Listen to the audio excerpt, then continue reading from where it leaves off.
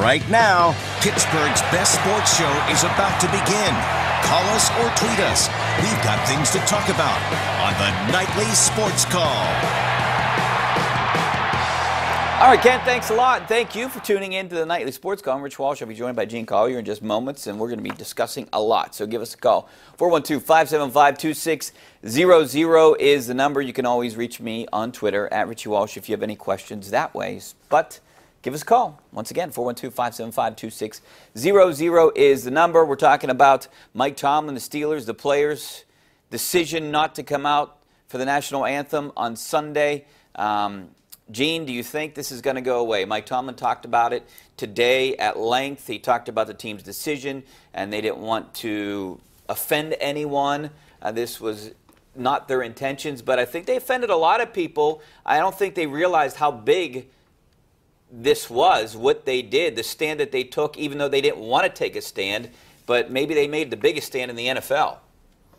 Well, three teams did not show for the anthem at all, Rich, as you know.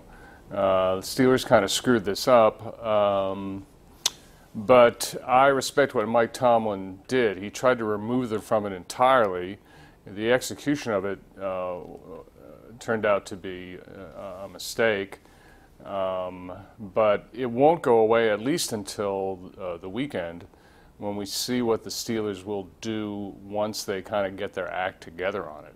You know, when they all appear on the field for the anthem, you know, what will they do? That'll be a story at least through Sunday. What do you think they'll do after, you know, botching this whole thing, as they said yesterday? Well, I think they all come out, and you know, it wouldn't surprise me if they all stood. No one has knelt or sat out the anthem for the Steelers to this point. That, of course, was all before the Donald Trump comments. So I'm sure there's some anger in the Steelers locker room, particularly among black players. So I'm not sure what they'll do. No division would surprise me.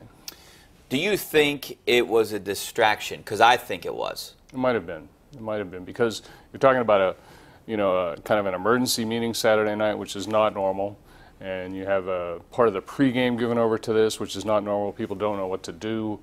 Or people misinterpret what Mike Tomlin wanted them to do. And yes, it could have been a distraction. Could have been. You know, I was with the team earlier that day before the game, right, on the field, and I just sensed something different. Really? And then when it came out, you knew that that something was going on. It was just a different feel that I had. I can't think of one particular time or instance, but I just had a different feel. It reminded me a lot of, and I said this on the pregame show, it reminded me a lot of the Miami game last year. Came out flat, and I think you can relate this to something that you guys do in life. You know, if you're not focused on something, you're not going to be at your best. And, and I don't think that they were focused at all. That's a good observation by you. I'm never on the field, so you know that a lot better than I do. But you know, it sounds like you were right. Yeah, and they lose to one of the worst teams in the NFL. So I guess that's another thing. You know, I know Tomlin wanted to talk about football today, and he hardly talked about it, but that's one thing that has to be addressed. Why the way they play against subpar teams? What do you think? I think this is way overstated, Richie. I mean, I know they have a poor record against subpar teams or sub-500 teams, particularly on the road.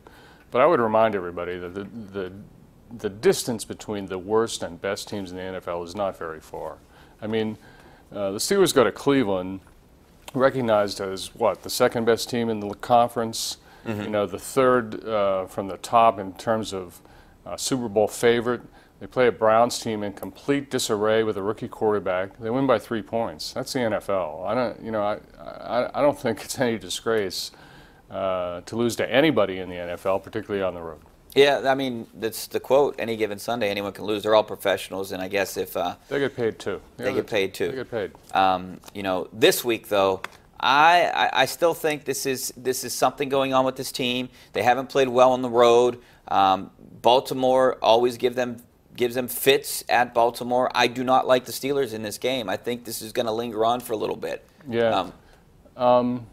I did not like the Steelers in this game prior to the events of this week. I thought this would be the first game they lost. I thought Baltimore would win in London against Jacksonville. And I thought it would be a game involving 2 3-0 teams, and the Steelers would get their first loss. Now I think the Steelers will win.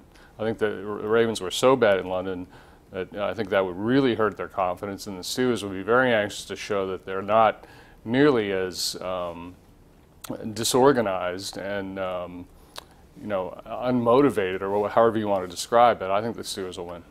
Or maybe even distracted. I was thinking maybe still distracted from this whole anthem and worried about what people are thinking of them, worried about what they're going to do. There's just so much more going on than football right now, and I think that's what Tomlin's trying to take away and put to rest, that they want to focus on football. That's what he was trying to do last Sunday, right? Yeah, that's what he was trying to do last Sunday, but I think, the country perceived it as something else. As they want to do. All right, we got to take a break. Back with some of your phone calls, some of your tweets coming up next. We also want to talk about Andrew McCutcheon's amazing night at PNC Park. Arguably his best night in a Pirates uniform, and a big scandal involving college basketball. No, oh, yeah. You're kidding. This could change. Surprisingly, there's been cheating going on in college basketball. Now you're just and being Rick silly. Pitino doesn't know anything about it. All right,